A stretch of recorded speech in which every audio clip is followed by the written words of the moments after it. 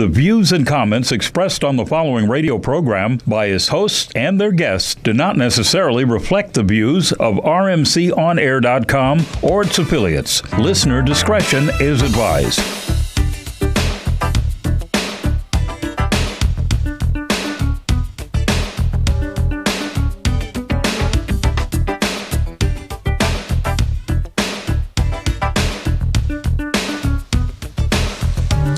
Good evening, sports fans. How's everyone doing tonight? Good evening. Doc's here. Doc is in the house. Historian here. You know what? There's so much to cover tonight. I don't even know where to get started. Let's just go ahead and just jump into the 2 feet first.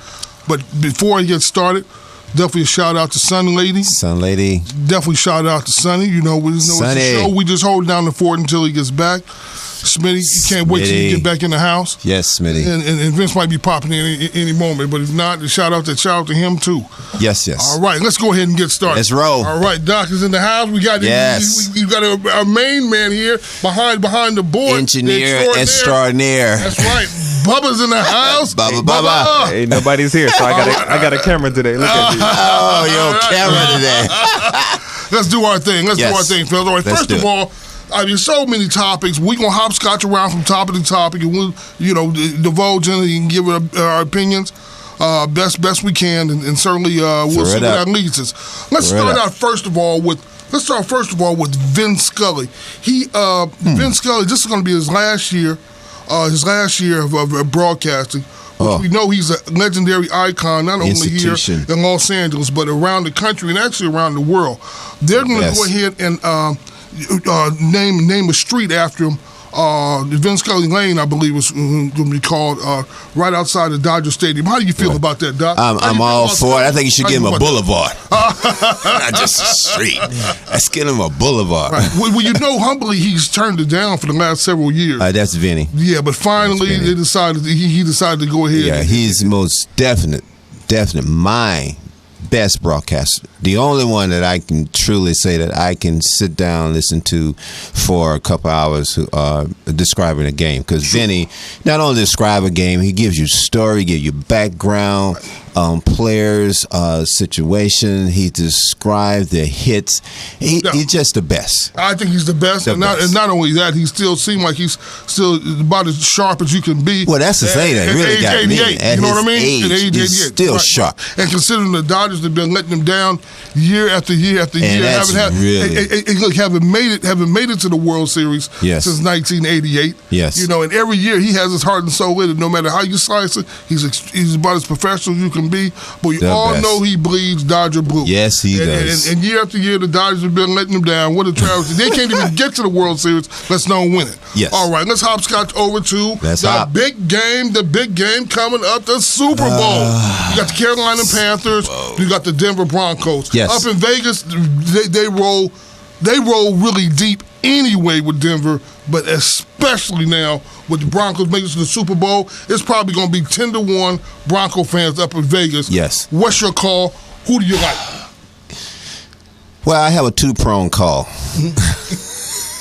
ahead, make it quick. The first prong is I would say Carolina on paper. This is a no-brainer. This is a whitewash. I see. Carolina will win.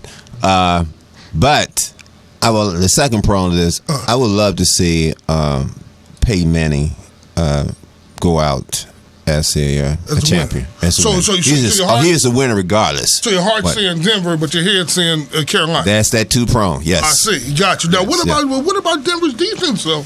Denver defense. That's going to be the toughest defense Carolina's facing this entire season. And that's the positive of Denver. What's going to hold Denver back when you look at it on paper, here we go, on paper, is the fact that their defense will hold up tremendously, I feel. Right. Only thing is the fact that their defense in the last couple playoffs games, especially against the last couple playoffs, Pittsburgh and in New England, they had a stationary target with the quarterback. Right. That's a little different coming into playing against Carolina and Newton. So their defense, I still say, will hold up. The thing is that I don't think Denver have enough offense to sustain them.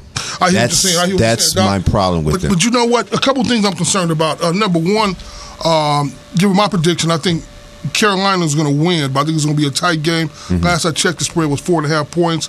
I'm going with Denver on the points. It's 4.5 now? Yeah, 4.5. Oh, it's bumped up to 5.5. Yeah. Okay, so 5.5. So I'm definitely going with Denver on the points, but I think Carolina's going to win the close game. A couple of things about Carolina. Number one, they have large leads. Now, against Arizona, they sustained it. Yes. There's been a couple of times this season where it seemed like they had those large leads, and for some reason or another, the team started to come back. That's true. Number one. And number two, yes. I don't care how good your MVP Cam Newton is.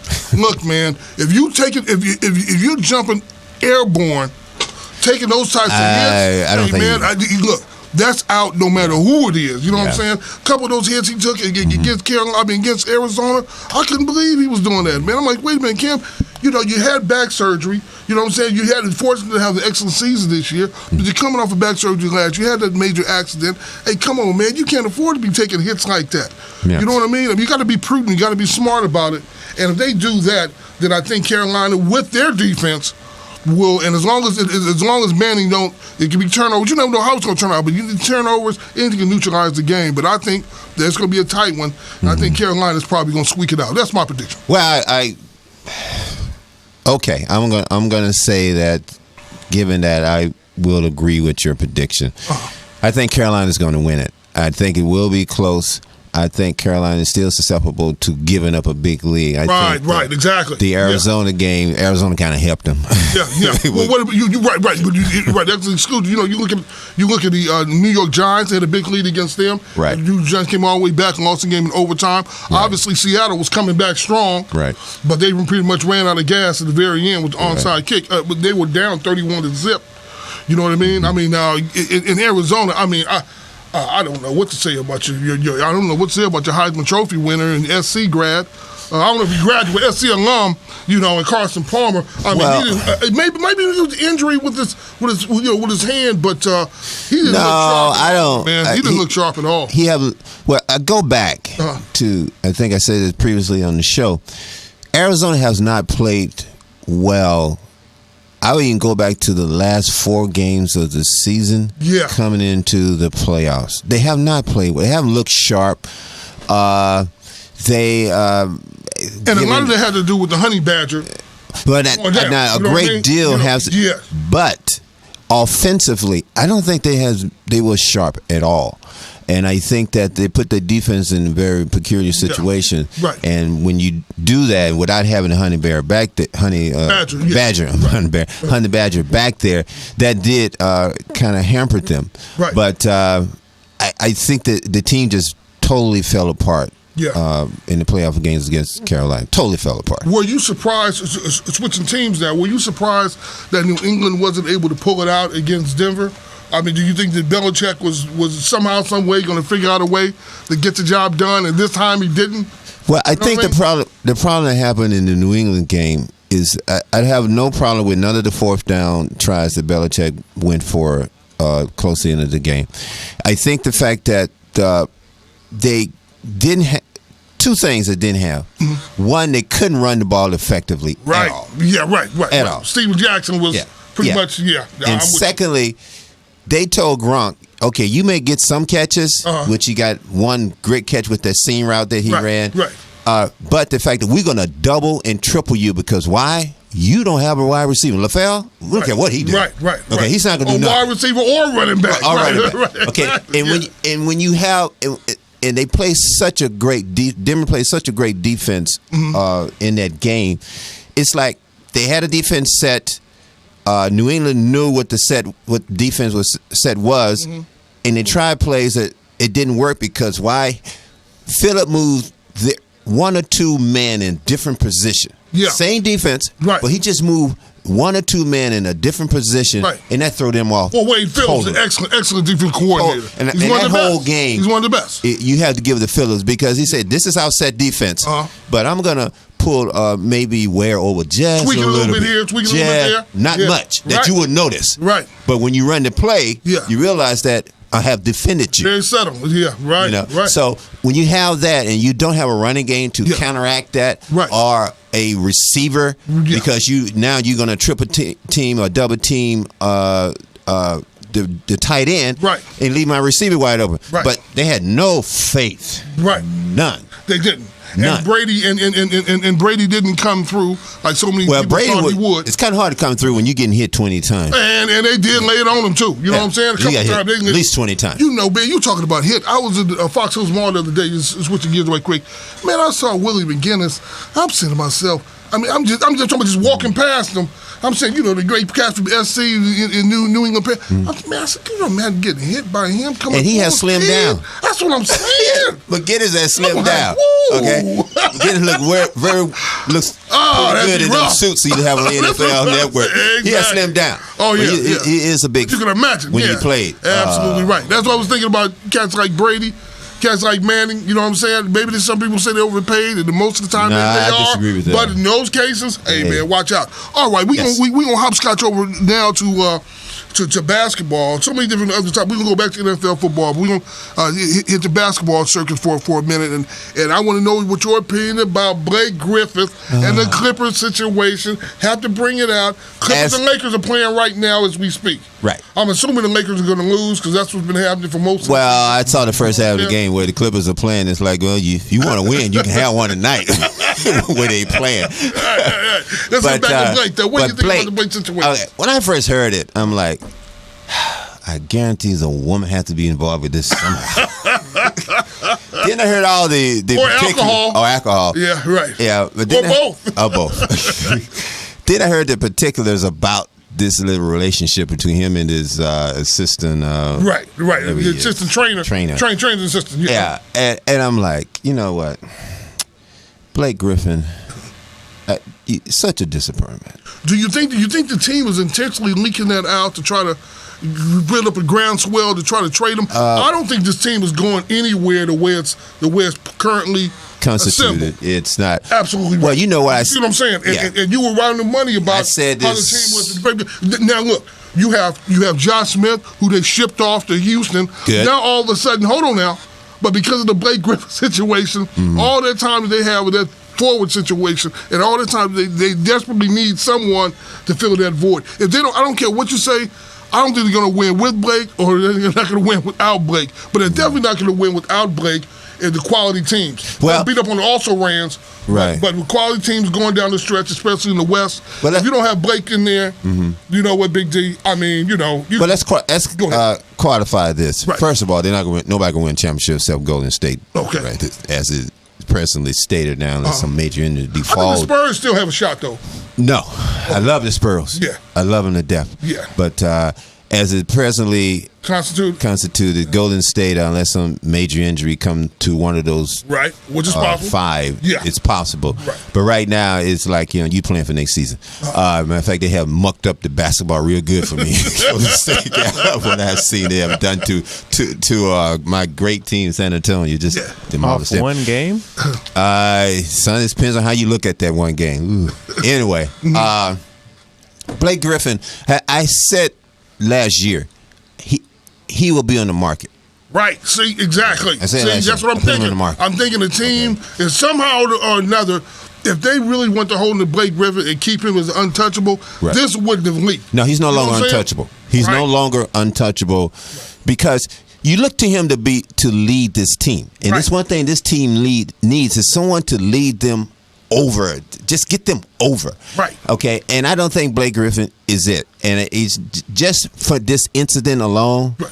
I would be so disappointed in him as a man that I need to lead my team. True. As a man to be the face of this franchise. Right. Okay, it's not Paul, it's you. Right. It's Paul coming to the end. Exactly. Yeah, okay, that's I would put it on you. No doubt. It's supposed to be him. And for you to do this, it just doesn't make any sense to me. And not only that, you look at the fact that he heard. First of all, from what I understand, obviously we know about the situation that happened last year in training camp in Vegas. So I heard that was, and of course they swept under the rug from there. They paid the dude off or whatever and said insufficient evidence, but that was still a black eye. Then from there, what happened this year, I mean, from what I understand, he punched the dude, in the restaurant. We know it was outside of work hours. They were pretty much on their own hours there. Right. But regardless, he punched the dude, and in the restaurant, then he went outside and punched him again. And in addition to that, not only does he break his hand, he breaks his right hand, and that's a shooting hand. And he's going to have to, even when he comes back healthy enough, he's going to have to constantly make adjustments on the shot. Yes. And then he's a forceful dunker. Mm-hmm. How is that going to affect his dunk shot now? You can't slam it too hard, fearing that he might fracture his hand again. Well, you know what I'm saying? So all these. If I was the Clippers, I'd say, well, you can come back as you please, but you on the block. Okay? Yeah, I have to. This team. They have to do something, and Blake Griffin right now, I just won't. I can't have faith in you. Yeah. Okay, paying you millions of dollars. Right. Wanting you to conduct yourself in the proper manner, and the fact that, despite the Clippers, just look at this. Right. You are a pitch man. For Kia. Right. Who's going to say, we put you on the shelf right now until we make a decision about you. A pitch man for them. And by being a pitch man, you are seen by millions of people. Around the world. Right. Okay? Right. And the fact that you are put as potentially a face of a franchise. Yeah. Right. You out in some nightclub, whatever some restaurant. Right. With this little guy. Number one, why are you with this little guy? Well, supposedly they're friends. Ain't no supposedly. This is not Entourage, okay? This is not a movie. Right. This is not reality TV. As it says. Right. And let me piggyback on what you're saying, Doc. You're also looking at, forget about what's happening to his image, his brand. Look at the way it's affecting the team. Exactly. It's crushing the team. The team desperately needs Blake in there. I don't care about this little 12-3 streak that they had recently. That don't mean nothing. You know what I'm saying? Look at who they played. Right. Look at where they've been playing. When they getting in the core to the meat and potatoes of the schedule, you're talking about the top teams in the West. Right. Now, they're going to desperately need Blake Griffin in there, especially when they creep into the playoffs. If they make it from there, they're going to really need Blake even more than ever. Now, all of a sudden, he didn't put his team on the serious 8-ball in the sense that, number one, you're going to expect DeAndre Jordan to do more. Now you don't have any low post game. You can't go to DeAndre to do that. You know what I'm saying? Now Chris Paul's going to have to play more. We already know he's a bag of bones to begin with. You know what I'm saying? Now, here he is, going to put more pressure on him. He's been playing better as of late, but let's see how long that continues. Well, tonight, you expect him to do a lot more. Well, he can't, because tonight he have tired legs. See, that's what I'm saying. Okay? Tonight he have tired legs. Right. And that's against the Lakers. You know what I mean? And you have no low post. You have no rim protectors at all. Because DeAndre, I know he may get 17, 16 rebounds a game, but he'll crash the board. But he crashes, but he's be out of position so much as the same. It's just that he is so tall, he just reaches little people. I saw that tonight. Right. I'm like, you're always out of position. And where's your offense? Where's your low post offense? You know you can't even speak about DeAndre as offense. It's best to have him on the bench. Well, because exactly. Of the fact that, look, I mean, the man's still shooting 30-something% from the free throw line. Right. You know you can't expect, or you can't depend on that at all. In addition to that, his low post moves still leave a lot to be desired. He has more room to work with, but what is he actually doing with that? And if you think you can continue on winning games with Redick and Paul and Doc Sun shooting shots, outside shots all day long, you have a lot to be desired. Well, it's going to dry up real fast on the Clippers and in a hurry. Well, you have said that one more thing. Like I say, they trade Josh Smith, and if there was ever a time that he was needed, would be now. Well, not necessarily. Well, okay, I don't think I think that was a good deal to get rid of Josh Smith. Well, I'm saying, but without Blake, for another 4-6 weeks. Hold on, but you didn't. You wouldn't expect him to do something as stupid as he did. I'll give you that. Fair enough. Okay, you wouldn't expect that. I'll give you that. Okay, that's what's that hurt him so much. Having said that, we're gonna hold tight for a minute. We're going to break, and we'll be back in a minute. All right. Are you a diabetic? Need some energy? Need to quench your thirst? Try Pitbull Sugar-Free Energy Drink, the only energy drink named suitable for diabetics by the American Diabetic Association. And it's now available with no calories, no carbs, no sugar, and no fat, and a smooth, natural blend of energy, vitamins, and minerals. Need to quench your thirst? Try Pitbull Sugar-Free Energy Drink, the only energy drink named suitable for diabetics by the American Diabetic Association. And it's now now available with no calories, no carbs, no sugar, and no fat, and a smooth, natural blend of energy, vitamins, and minerals. Pitbull Sugar-Free Energy Drink is the healthiest, best-tasting energy drink around. For more information and online ordering with free shipping, please visit hiphopbev.com. Remember, Pitbull Sugar-Free Energy Drink, suitable for diabetics, great for everyone. What's your style? Curly? Straight? Wavy? Or maybe you like it natural? Introducing Secret Styling Hair Care Products by Smith Products Company, LLC. A complete line of hair moisturizers, shampoos, conditioners, and an assortment of other hair styling aids formulated for today's fashion-conscious consumer. Enhance your style. Get the secret.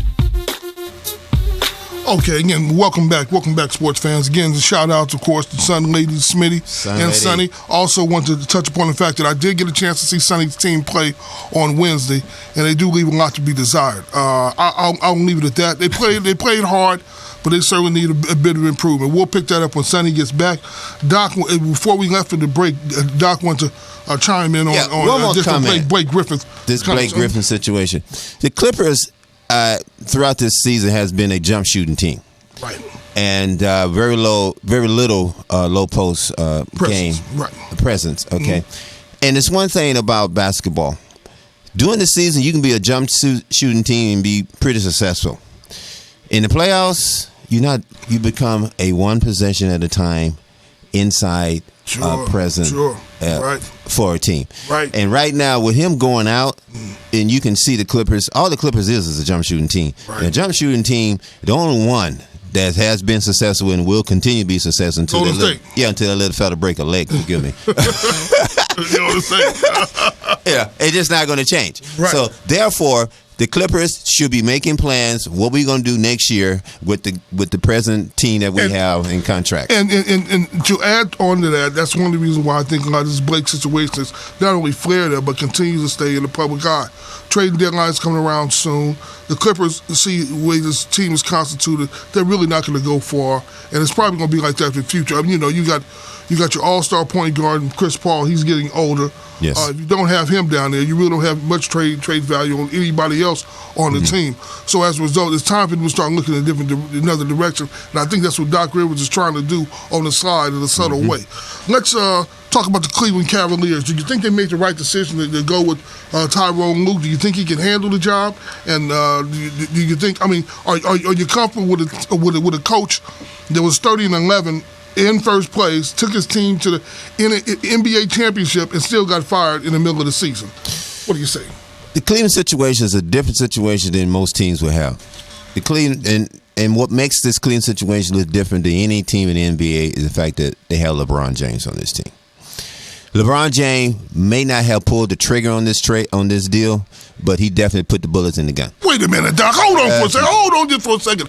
He said that he didn't know anything about the coaching change, period. But he knew just as much about it as all the rest of us. And I got a truck waiting outside to give me $1 million. Come on, P. Come on, P. I'm just going to what King James said. Yeah, right. He didn't pull the trigger, but he put the bullets in the gun. All right. Well, let's put it like this. If he didn't pull the trigger, he certainly could have stopped it from happening if he knew it was going down like that. Well, he put the bullets in the gun and went out and left the room. He pulled the trigger. Okay. So now you make the move. You make the move. But the only part about this deal that I can't figure out with Cleveland is the fact that they signed Lue to a contract deal. I wouldn't have did that part, okay, because there's too many other coaches out there. Sure. Okay, and you don't know what Lue's going to do on a short-term basis. I just need more. Right. Okay, and I would not have signed him to that deal. I said, you're the interim coach for the rest of the season. Let's see how it turns out. And I would tell LeBron James he had to be interim, and you can't just turn your team over. Right. I know LeBron's on a 1-year deal, but it's too late for that because this ownership and owners of this team. Right. Oh my God! Would you trade Kevin Love? Depends on what I can get for him. Gotcha. Depends on the direction the team's going. Good deal. Okay, and on that note, I'm going to go ahead and switch gears to hopscotch around the high school basketball. This cat, Lonzo Ball, the prize recruit from Chino Hills, yes. He's supposed to be one of the top players, not only West Coast, but in the country. UCLA's nabbed him. Not only that, but they got commitment from his two younger brothers. But he's supposed to be one of the tops in the country. Have you had a chance to check him out, and what do you think about him? That's interesting. I spoke with a friend of mine who kids play for Windworth. Okay. And who's this top program around for private schools in CIF. Right. And I asked him, so just give me a take on, because he's seen these the Chino Hill play. Give me a take on these kids. Because I never seen them. Especially with Lonzo. Yeah. And he said the simple fact that they play a lot of like a street ball. Okay. Like Manuel and Crenshaw used to play back in the day. Yeah. Got a high pressure defense. Yeah, and they say that he basically take the ball down the court and throw it to his brother. Okay, yeah. Like they've been playing together for their whole life. Yeah, he said they don't look for no set offense. Okay. And that's what they do. That's what they're doing. Okay. And matter of fact, the word is now, once those brothers leave or once he leave, that team go back to just being normal. Gotcha. Okay. Right. Now, I have never seen the kid play. Right. He's supposed to be this great point guard. Sure. That's high school. Right. I've heard that before. We need to see it with our own. I got to see it. But I have asked around. It's funny you asked around tonight, matter of fact, about him. So that's the take on them. Yeah. We'll see about that one. Yeah. I want to also give a shout out to Narbonne, I believe it's the Gauchos. I believe it's the Gauchos. Yeah, Narbonne Gauchos, of course, from the city. It's finally the first city team in recent memory to actually take the entire state on the highest level. So you got to give them credit. Yes. Narbonne, Crenshaw made it there a few years ago, back when they had the Black Mamba. Mm-hmm. But of course, they lost. Mm-hmm. I think it was De La Salle. I believe it was De La Salle. But at any rate, was it De La Salle? I'm not sure. I got to double check that. Right, but anyway, they did make it to the championship and they lost. But when Narbonne actually took the whole thing on the highest level, so for a city team to do that, have to give them a lot of credit. Yeah, them kids said, they doing their thing. All right, college basketball. SC is obviously, as we said last week, they were going to slow down, and sure enough, they did. They beat Washington State last night, I believe, but that wasn't at home. They were ranked number 21 in the country, but they lost 2 games after that, so we knew they were going to drop. So far as UCLA Bruins, my team, I'm really not too satisfied with Steve Alford. I think I'll give him one more year. He's putting too much. He's putting too much on his kid. I think they're running too many offensive sets through his kid, and his kid is not really the best player on the team, and I think it's hurting the team in the long run. I can't wait to get this ball cat in, and so maybe that'll help him out next year. But we give Alford one more year, and from after that, there's time to go. I think part of UCLA problem is also down low. Okay. I think that's the problem. I don't think that's they lack athleticism down there. Yeah, but they have enough. They have enough to exploit. They have height down there. They definitely have. But they've been losing in ways they certainly, that's what I'm saying. But a lot of it had to do with the coach running. Well, I never believe in. It's funny you say. I never believe in a coach coaching his kid. I think about as far as you can go with it is high school. You know what? Rare occasions. I'm gonna throw one at you. Then we're gonna switch up real quick. I'm gonna throw one at you. Tell me if you agree. What about Elway and his father, Jack and John Elway? You remember back in the day with Stanford? I mean, don't you think they had but it's a very, you know what I mean? It's a very unique situation. Right. Okay. Right. And Elway was a total talent. This Alford kid, he ain't no talent. I hear what you're saying. No, absolutely right. That's what I'm saying. This has to be one of them situations where, a gorilla can coach the kid, he'll be successful. Okay. So there's Elway, and that's a whole. There's always one exception. Right. And that's one. Jack and John. Yeah, that's an exception. Right. I give you that. Hopscotching around, give a shout out to the Kings in hockey. They're still playing well. It looks like they're trying to go for another Stanley Cup championship. They won 2 out the last 5 years. I mean, that's for the Kings to win, even make it to the Stanley Cup is almost unheard of. But they actually won 2. Hockey is going through some interesting things. Put for 3. You go ahead. Make your comments on Hockey hockey is going through some interesting things that they ruse. You got a guy who's down in the minors, got voted by the way. That's that fan thing. Well, that's right, exactly, absolutely right. You're right about that. I'm gonna pop on something else right quick and tell me what you think about it. This is one of your times of the year, Big D. You being a diehard baseball fan and played the game on the collegiate level. There's been about another month or so before they report pitchers and catchers report. What you think about the Brooklyn Bumps? Oh, my fault. LA Dodgers. But the LA Dodgers this year, do you think they're going to have a decent season? And considering the fact they lost Greinke to Arizona and they have a new manager, what do you think about the Dodgers coming up for Vin Scully's last season? Well, I think they will be competitive. Not good enough, Big D. No. I wasn't going to say competitive. I was going to say they're going to be perhaps entertaining. Right. Yeah, I think they will be entertaining. Right. I think it's too early to really give a pick on them because in the all season, I don't think they made that many great trades. They just signed Kendrick's back. Yeah, but still, that's nobody wanted Kendrick. So absolutely right. And last but not least, we'll go ahead and finish off with the NFL. We see that the Chargers have decided to stay in San Diego for one more season. One more season. What did I say? One more season. However, they made it known. They made it known if they don't get their act together, meaning that if they don't get the taxpayer money to fund that new stadium, which and the location that they want, they've already let it be known that they're coming to LA. Now that's going to open it up for the Raiders, and the Raiders are getting courted by Las Vegas. You can forget that. San Antonio. That's not going to happen. You be better off. You have a better chance. Okay. You got to remember, all of this is hindered on the owners voting. Right. The owners would not vote to have a team in Las Vegas. Right. I'm not sure how Raiders are just. What are you thinking? Hey, look, that's what the Raiders do. I mean, you'd be better off going out and talk to the people in Carson. Well, the Raiders are free agents. They're saying we can go pretty much anywhere that as long as. It's fun about being a free agent. You have some teams that want you. Well, nobody wants the Raiders. If San Diego stays down, Chargers stay down in San Diego, that'll open up the door for the Raiders to come back to LA. I heard about that. Right. I heard about that, but that's a wish and a promise. Right. Okay, because number one, San Diego is leveraging their bets now. Exactly. They are, because look, they could have probably had a deal already done. From what I understand, Spanos didn't want to stay in San Diego. That's the whole issue. I don't care what they come up with. Well, a deal is done with the Rams. Right, it's just exactly. It's just not solid.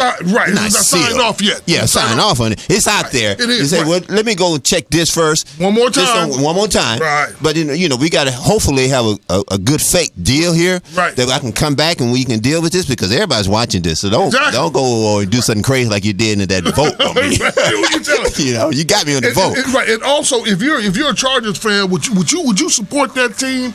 Would you show up at the game knowing that he's eyeing LA and wants to be in LA for sure? Yes, because the Chargers fan wants to put some pressure on the council or whoever's running that city down there. Yeah, right, so the fans want to have a say in this. Okay, so they want to put some pressure on them. Okay, now the fans really want to have. The fans are dissatisfied with the Chargers, what they're trying to do. They won't attend the game. That's not going to happen. Right. Okay, so they will attend, and I think.